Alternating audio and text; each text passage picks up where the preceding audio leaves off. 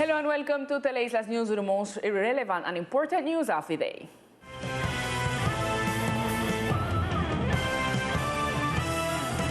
The Minister of Health, Fernando Ruiz, announced that professors of higher education institutions will be prioritized in Stage 3 of the vaccination plan against COVID-19.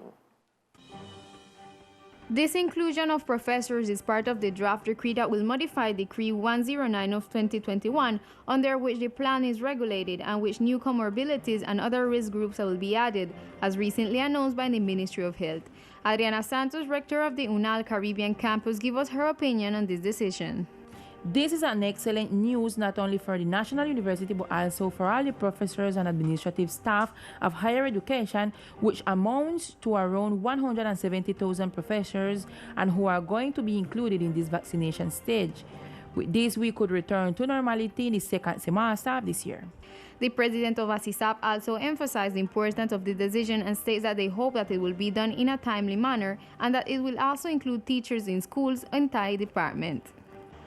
We hope it will be as soon as possible. It is one of the demands that the Federation of National Education Workers is making, and it is one of the requests that we as a local union also asked for in the last departmental meeting about the alternation system. We requested it to the Secretary of Health on duty and explained that it was one of the things to be taken into account to benefit the teachers of the islands. The announcement was made after spokespersons of the educational sector request to include these teachers within the priority stages, as they are workers with high risk of contagion.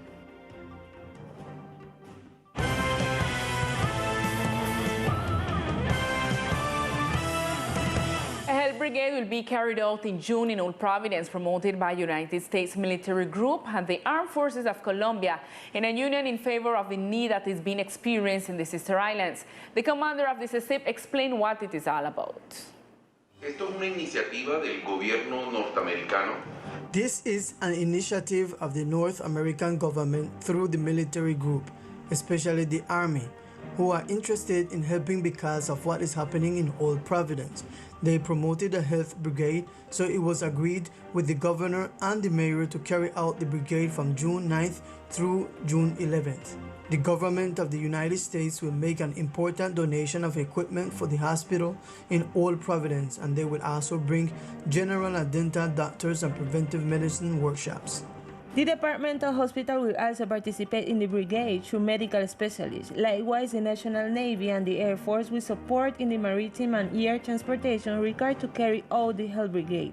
People who wish to benefit will only have to register through the means that will be previously informed by the organizers of the health brigade. And the departmental government called on the tourism industry to remain calm and to maintain all biosecurity measures in the face of new restrictions.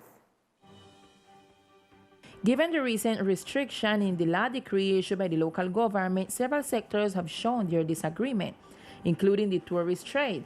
The head of the tourism portfolio calls for claim and indicates that the new measures seek to protect the island community. This new decree, as the governor says, seeks to reduce the occupation of the ICU, which is at 81%, the highest figure since the beginning of the pandemic. It is important that the measures are not taken capriciously. The idea is that we do not generate a problem or conflict between the economy and health.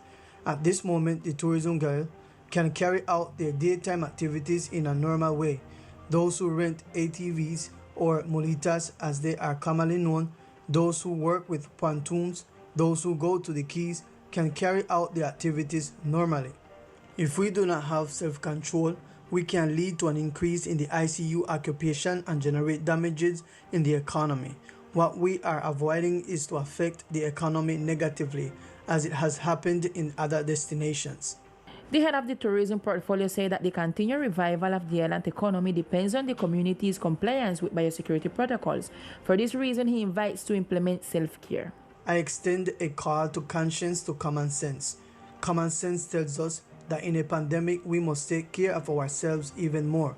Common sense tells us if the pandemic is triggered in such a vulnerable territory where we only have one hospital, where we have a limited number of ICU beds, in which the national territory is not receiving patients from different places, common sense tells us to take care of ourselves even more. Currently, the archipelago registered a high occupation in tourism, and recreational activities continues to be carried out in a complete normality.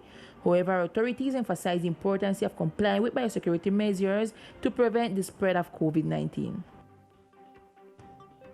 And as a support to the National Police of Colombia for the current situation through the country, the command of the said institution and department made a candle space as a tribute. With messages such as, "I love my dad, he's not a murderer, he's a hero. We are with you," among others, children, uniform, and part of the community gather in the square of the police command to make a candle lighting for the policemen affected during the national strike. The ceremony was attended by the Governor Everett Harkinshaw Green and his cabinet. The governor showed his support to the institution. We have come here to give institutional support and also personal support as a human being to these people who make up the National Police, people who are dedicated every day to protect the lives of citizens. Thanks for the solidarity with all our policemen and women. Thank you because through this greeting, this feeling, this support, you allow us as police officers to grow stronger. Young people also made themselves heard through a strike in front of the institution. We are protesting against what the whole country is protesting. One, this absurd tax reform that only seeks to impoverish the country and enrich the government. Second, for all the blood that is being spilled in the country. The country is in the hands of this system, at the hands of this murderous police. Both the community and the institution are hurt by the situation in the interior of the country and hope that soon an agreement can be reached. And now we continue with all the information from the municipality of Old Providence and Catlina.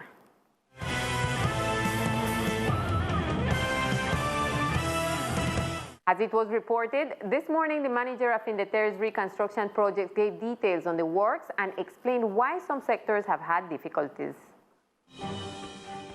The manager of the reconstruction projects clarified doubts about the repair works carried out on the island. Among them, the reason for the delays in some areas. The withdrawal of 2 of the 9 contractors group due to low performance would be one of the reasons. We understand that in sectors such as downtown, Santa Isabel, Jones Point, Santa Catalina, there have been delays in the performance of some contractors, but we are solving it. And we are resolving it precisely with those contractors in other areas where there have been better performances. What we are programming is to bring those contractors who have better capacity, equipment, and more material to participate and compete in those areas that today have some lag. Regarding the budget, he explained that the distribution is based on an average price for all the houses on the island. Eso no quiere decir que todo el mundo tenga el valor tope. This does not mean that everyone has the value as an assigned value per dwelling, but it is an average. For housing repairs, priorities were defined to guarantee stability, security, and a degree of comfort to have a dignified life. La cubierta. The roof, the structures, the walls, doors and windows, utilities, and the facades. These are the priorities on which the housing repair is focused. And this is important to say to those that have been affected by the hurricane. So far, there have been 421 houses repaired and 630 roofs installed. On the other hand, the construction of temporary classrooms so that students can return to school is progressing satisfactorily, and it is estimated that by the end of this month, the educational facilities will be delivered. With an investment of more than 1,000 million pesos, the construction of the temporary classrooms on the island of Old Providence is progressing. Some of these educational facilities are already being used. Yes, this evening I can say that the work has begun. And at the Concentración, we have 10 classrooms that are ready, almost for the Maria Inmaculada School to use.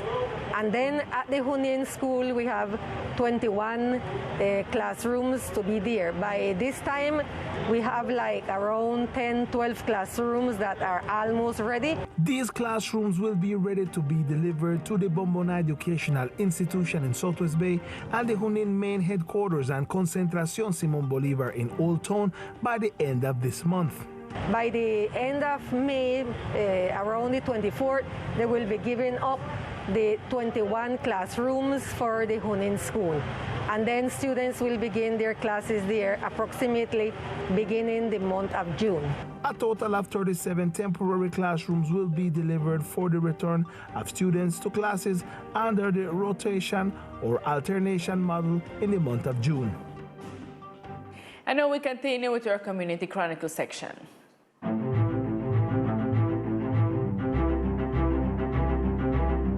Today in our Community Chronicles section, we bring the story of Eder Correa, a man of 31 years who describes the year 2020 as the hardest and the one he will remember for the rest of his life.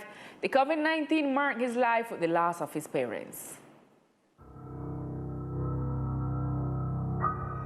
The COVID-19 is a reality. Thousands of people have died because of this virus. Families disintegrated during the pandemic. But even more are those who do not believe, do not see, and do not assimilate the seriousness of this matter. And that is why the saying that's go who lives it knows it.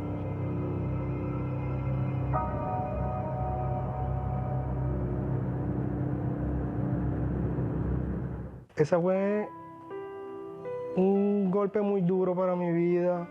That was a very hard blow for my family, for my sisters, and for my extended family. Because she was the center of attraction in our house. She was the queen in our lives. On August 26, his mother died. It shut him completely. At that moment, resignation was his only wish, not knowing that the real challenge in his life was about to arrive. Fever was the reason for his hospitalization on September 2nd, coincidentally the day of his mother's birthday, which at that time burned in his conscience.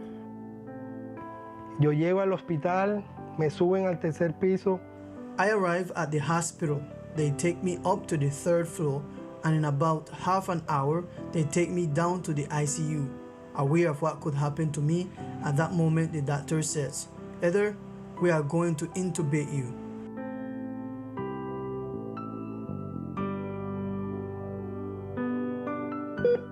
Eder was in an induced coma for 9 days. Not much he remembers in the intensive care unit. What does stand out for sure are the image of his loved one, his wife, children, sister, and his father, who days later entered in the ICU of the departmental hospital for the virus, and who unfortunately died the 3rd of September of 2020 year. Unfortunately, my father passed away in front of me. My testimony has to reach many places so that people become aware that COVID exists. COVID is not a business. The coronavirus is hard. I remember that when they gave me the medicines, it made me delirious and hallucinate. It gave me pain in my whole body. I felt a lot of pain. I coughed and choked with the medications. Today he can say that the conviction of his faith and the hope of seeing his family one day again were his motivation to continue fighting and enjoy every day and every second he spent with his loved ones. From now on, even with his broken heart, he thanked God for being able to enjoy the presence of his family members every morning, afternoon, and evening.